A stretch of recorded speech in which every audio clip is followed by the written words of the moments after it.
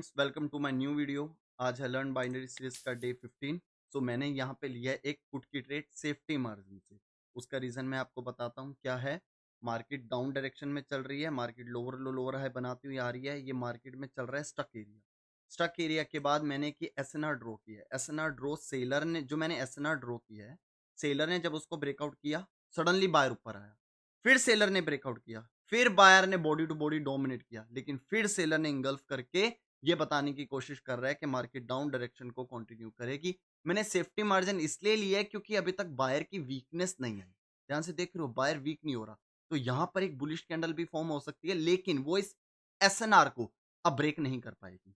मुझे पता है बायर जो है वो इस एसएनआर के नीचे ही क्लोजिंग देगा, क्योंकि मार्केट डाउन डायरेक्शन में है और सेलर पूरी कोशिश कर रहे हैं मैं डाउन डायरेक्शन को कंटिन्यू करूं।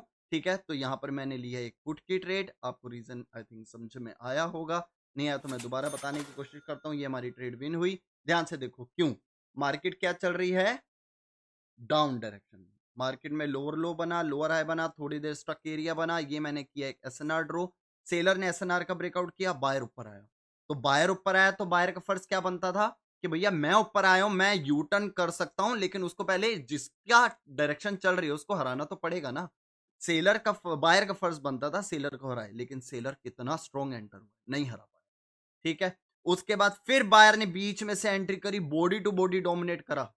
समझे, ध्यान से देखना, मैं एक चीज दिखाता हूं। ये ट्रेड बहुत एक रिस्की थी, बट एक्सपीरियंस की वजह से विन हुई है। बायर ने जब इस पॉइंट को ब्रेकआउट किया, तो इस बायर का फर्ज बनता था कि सेलर को यहां पर रिट्रेस कराए और खुद एंट्री करे, ताकि वो डायरेक्शन चेंज करने का कोशिश करे। लेकिन जैसे, एक तो पहली बात, बायर सेलर को वीक नहीं कर पाया, ठीक है ना। लेकिन जैसे इस एसएनआर का सेलर ने फिर ब्रेकआउट किया, सडनली ये बायर फिर एंटर घुस गया। अब तो फिर भी उस बायर ने सेकंड टाइम फिर एंट्री करी, तो नेक्स्ट कैंडल बुलिश क्यों नहीं बनी।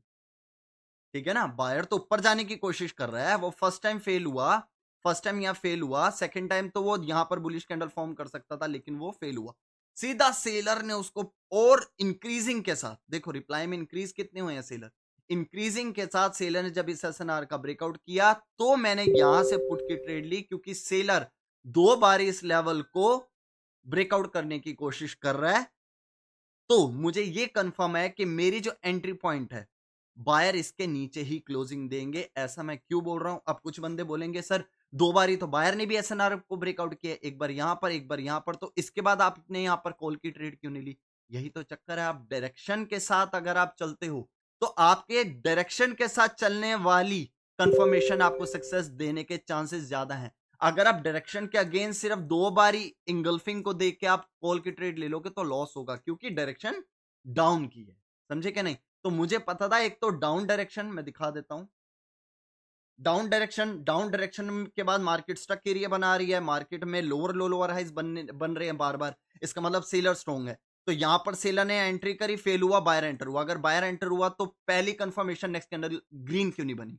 दोबारा जब बेरिश कैंडल बनी, वो भी इंक्रीज के सेलर के साथ, तो मेरे को कंफर्म हो गया कि सेलर नीचे जाना चाहते हैं। मैंने एंट्री पॉइंट सेफ्टी मार्जिन से इसलिए ली क्योंकि यहां पर अभी तक बायर प्रॉपर तरीके से वीक नहीं हुए थे।